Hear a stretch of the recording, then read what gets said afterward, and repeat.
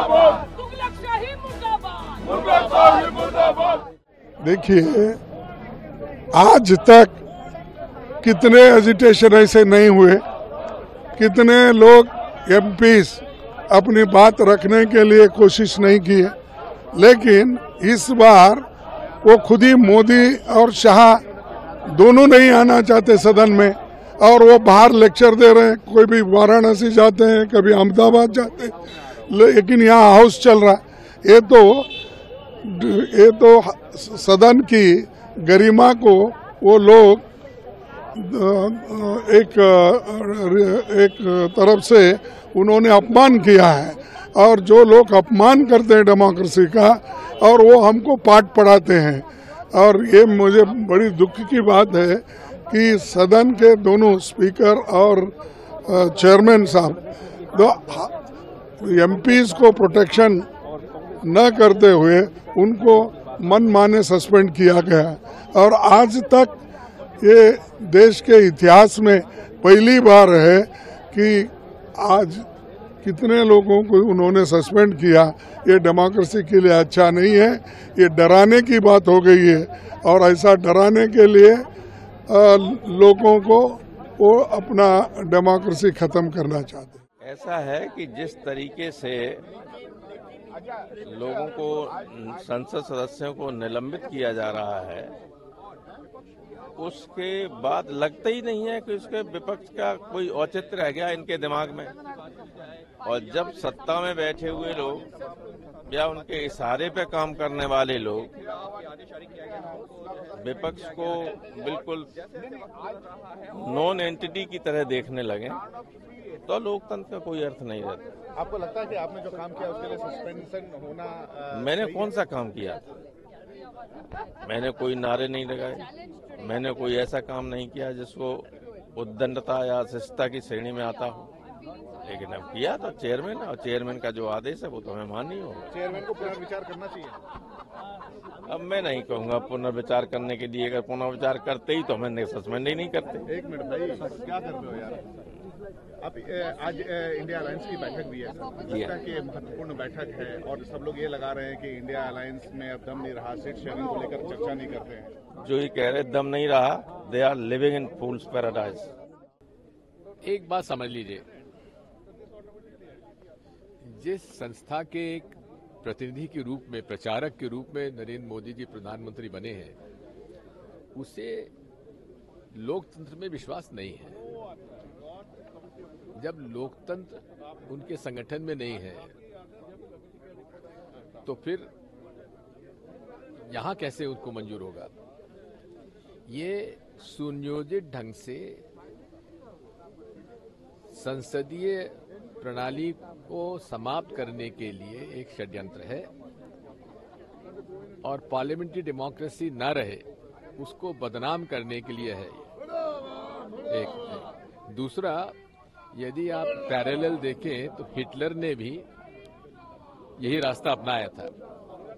वो संसद में चुनकर आया था, सरकार बनाई थी कोalition की, और धीरे धीरे उन्होंने संसद को बदनाम करने के लिए, संसद जल गई उस समय, किसने जलाई वो नहीं मालूम।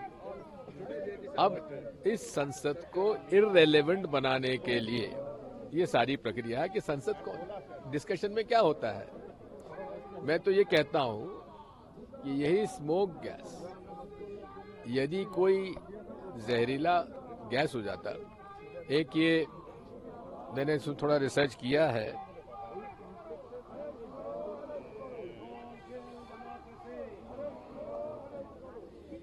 ये सरीन गैस होता है, SARIN। It is one of the most lethal gases. अगर स्मोक गैस की बजाय सरीन गैस उन्होंने छोड़ दिया होता और कोई फिदायीन होता, खुद में मर जाए, कोई दिक्कत नहीं, तो जितने सदन में उपस्थित लोग थे 5 मिनट के अंदर सब चले जाते।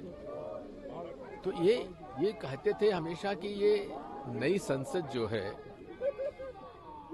बिल्कुल इतनी अच्छे ढंग से बनाई गई कि कोई अंदर परिंदा पर नहीं मार सकता। अब ये तो देखिए कि ऊपर से कूद पड़े। दूसरी बात यह है कि वहां की सिक्योरिटी क्या कर रही थी, उनको साथ में कूदना चाहिए था। पूर्व की ये घटना है जब यहाँ पार्लियामेंट्री सिक्योरिटी के जो लोग थे,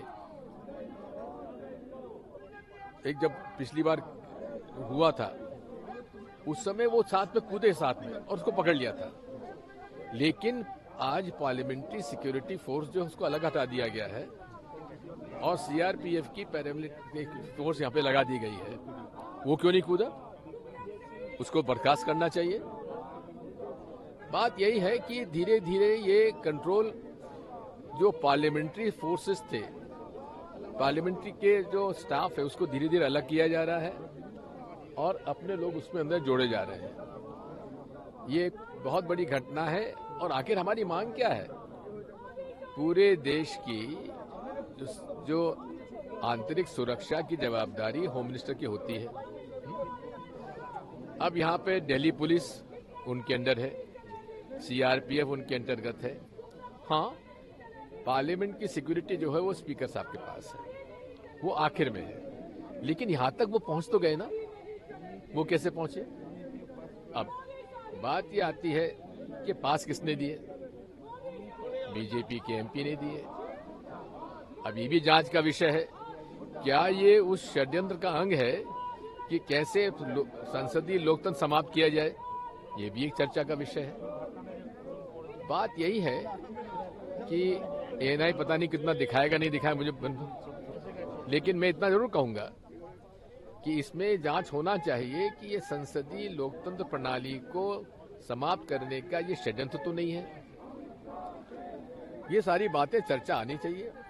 इसलिए हम मांग करते हैं कि अमित शाह जी, अरे प्रधानमंत्री जी ना आए, अमित शाह जी तो आए, इन्हें प्रेस में जाके अपने बयान देने की जरूरत है। समय है, हमें सदन में जब देने की जरूरत नहीं है। आखिर हम उसके जवाबदार नहीं है क्या? तो ये तो एक व्यक्ति को बचाने के लिए और अपना षड्यंत्र बचाने के लिए वे 92 लोगों को सस्पेंड कर चुके हैं। आज हम सब और होंगे सस्पेंड। सर, एक रिसर्च भी कर रहे हैं, आपने आज ट्वीट भी किया। जी हाँ, जी हाँ। ईवीएम को लेके क्या देखिए, बात सीधी सी है। आप वोट डालते हैं, वीवीपैट आने के पहले पता ही नहीं पड़ता था वोट कहाँ गया। अब 7 सेकंड के लिए हमें वो दिखता है। दिखाते क्यों? हाथ में दे दो ना, ताकि हमको भरोसा हो जाए कि जो हमने वोट दिया वो छप के हमारे हाथ में आ गया। जब आप उसमें डब्बे में डाल रहे हो तो हमें दे दो। हमारी तो मांग है कि बैलेट पेपर से होना चाहिए, लेकिन फिर जब बैलेट पेपर से कराना है तो उसमें पार्लियामेंट में उसको अमेंडमेंट लाना पड़ेगा। वही सरकार तो लाएगी नहीं। इसलिए ईवीएम से चुनाव कराएं। हमें तो हमने वोट डाला, वो हमें हमारे हाथ में वीवीपैट स्लिप जो है हमारे हाथ में आना चाहिए। वो जाके हम एक अलग से रखी मतपेटी में डाल देंगे, क्योंकि उस मशीन में सॉफ्टवेयर क्या डला है ये हम किसी को मालूम नहीं है। उजागर होना चाहिए, पब्लिक डोमेन में आना चाहिए। ऑस्ट्रेलिया ईवीएम से वोट कराते हैं, लेकिन ईवीएम से वोट कराने के साथ साथ उन्होंने सॉफ्टवेयर क्या डाला हुआ पब्लिक डोमेन में डाला हुआ है।